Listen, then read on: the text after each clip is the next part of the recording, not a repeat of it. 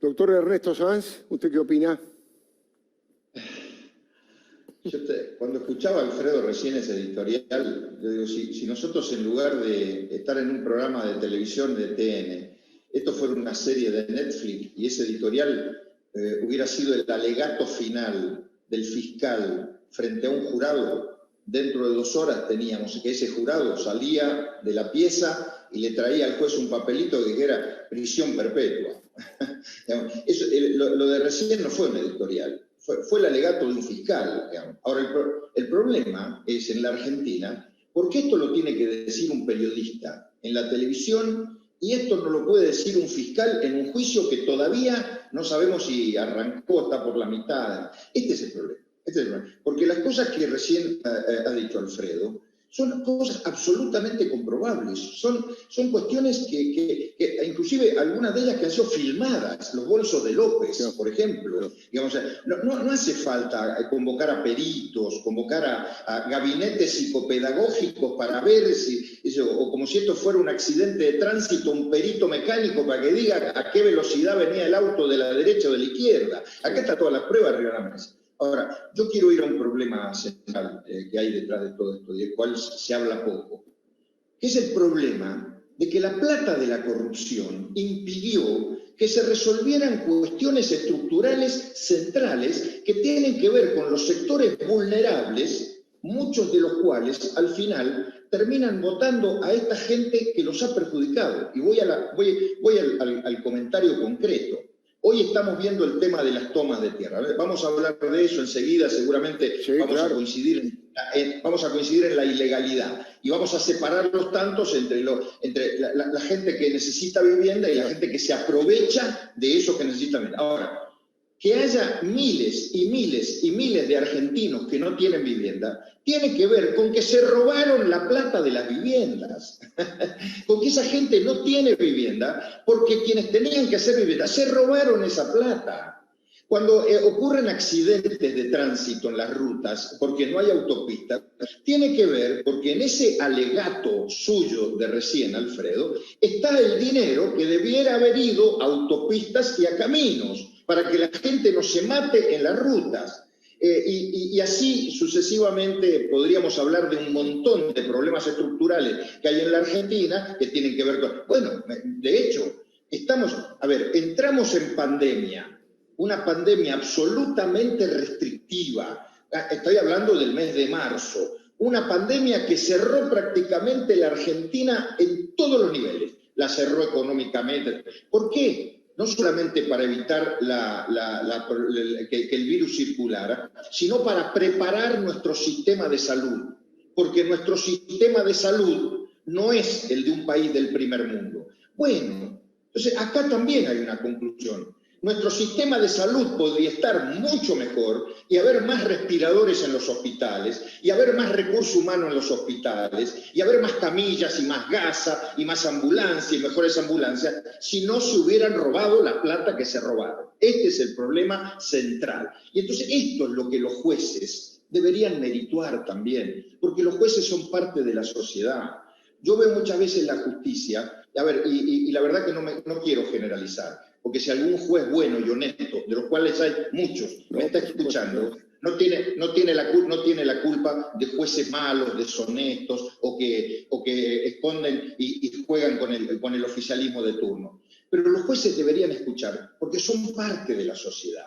Y además de las pruebas de un juicio, además de la contundencia de las pruebas, también está esta cuestión social, que es en definitiva lo que al final del camino, cuando la justicia, como dije antes, es parte del problema y no de la solución, termina la gente haciendo lo que hizo anoche en la puerta del CAN-PS, ¿no? Así es, este es el círculo negativo o vicioso que vivimos en la Argentina.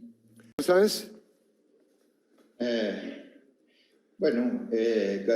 Voy a partir de tomar un concepto que ha dicho Miguel, que es el de la agenda, porque a mí me parece muy importante lo de la agenda. En la Argentina de la pandemia, donde aparentemente en otros lugares del mundo la emergencia sanitaria, la pandemia, el COVID, ha servido, por ejemplo, para aunar esfuerzos, ha servido para distender diferencias, ha servido para construir una salida común o para tomar medidas frente a la emergencia. Acá en la Argentina, la pandemia lo que ha hecho es profundizar la grieta. Es una cosa de locos. Ha profundizado la grieta. Yo no estoy en condiciones de analizar sociológicamente la grieta. ¿Qué es la grieta? Si la grieta es pura hojarasca discursiva, son las redes. Creo que hay cuestiones más de fondo. Creo que la grieta tiene que ver con dos modelos de país que están contrapuestos. Ahora, ¿por qué ha profundizado la grieta, se ha profundizado en pandemia? Porque el gobierno ha tenido en todos estos meses una agenda equivocada. Porque la agenda del gobierno ha sido una agenda de confrontación. Despejemos el tema de la cuarentena y las cuestiones sanitarias, donde en las pantallas de televisión los protagonistas eran los ministros de salud, el ministro de salud de la Nación, el de Buenos Aires, el de las provincias. Despejemos eso, porque eso no es política, eso en todo caso es política sanitaria. Pero vayamos a la política, que quizá no ocupaba el centro de la escena. La agenda del gobierno es una agenda, es, y no sé hasta cuándo será, una agenda de confrontación y más vinculada a intereses privados, en este caso más de la vicepresidenta que del resto del gobierno, que una agenda en la que pudiéramos discutir, debatir, acordar y además al final del camino, lo más importante de todo, resolverle los problemas a la gente. Y voy a los hechos concretos. La agenda de confrontación del gobierno, para mí, tenía dos puntos. Tiene medios y justicia. Medios y justicia. Y además, si uno mira hacia atrás, es un déjà vu para Miguel y para mí es un déjà vu, porque uno mira hacia atrás, hace 10 años, 12 años, la agenda de aquel momento también era medios y justicia. Ahora con el famoso decreto 690, el DNU, que establecemos servicio público a todas las telecomunicaciones y justicia con todo lo que están haciendo vinculado al procurador Casal, al traslado de los jueces, al posible aumento de la Corte, al proyecto que está en el Congreso y demás. Entonces, si el gobierno sigue insistiendo en una agenda de confrontación y vinculada a intereses privados y no públicos, bueno, estamos en un problema.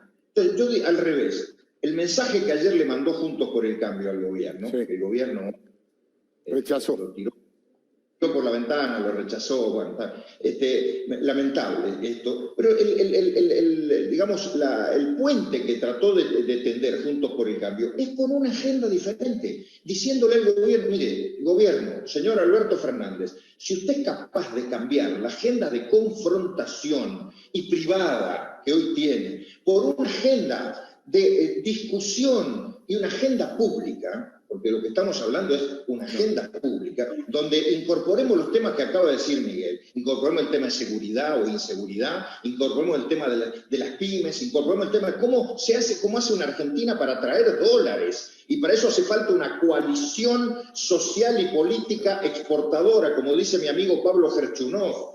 O busquemos el tema de educación para volver a la escuela, que ahí hay documentos de Juntos por el Cambio para volver a la escuela en esta transición, porque los chicos están perdiendo lamentablemente el año y van a ser peores a la salida que a la entrada de la pandemia. Entonces, insisto, si queremos salir de esto, agenda pública y para discutir y luego acordar y resolver los problemas que hoy tiene la sociedad, no los problemas que tiene alguien particular en el gobierno.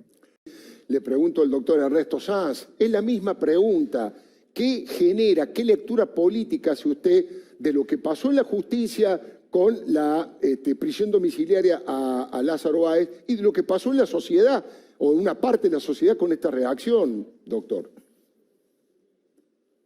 Bueno, en primer lugar, me van a ver esta noche seguramente coincidir muchas más veces que disentir con Miguel Pichetto. Esa presentación que usted hizo, Alfredo, de que nosotros dos éramos las dos caras del Senado durante 10 años, hoy ha cambiado. No solamente compartimos un mismo espacio, sino que creo que compartimos también una misma visión de la Argentina. Y además de las cosas que dijo Miguel recién, creo que la definición más clara que hay hoy respecto a la justicia es que la justicia no es parte de la solución, es parte del problema. La sociedad lo ve como parte del problema y no de la solución. Y cuando uno, en paralelo a lo que está ocurriendo con Lázaro Báez y la reacción de la sociedad, advierte que la preocupación del gobierno es avanzar en el Congreso con una pretendida o mal llamada reforma judicial, que lo único que hace no es resolver estos problemas, sino crear más de 1000 cargos entre jueces y fiscales solamente para colonizar la justicia penal, solamente para teñir a la justicia penal del color del gobierno actual.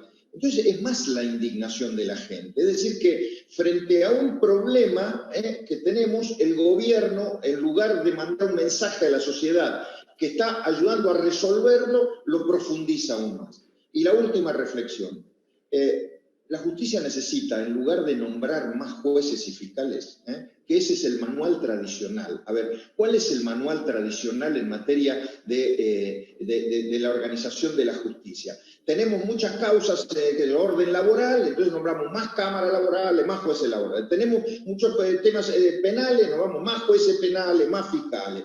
Tenemos problemas con los juicios previsionales de los jubilados, nombramos más cámaras.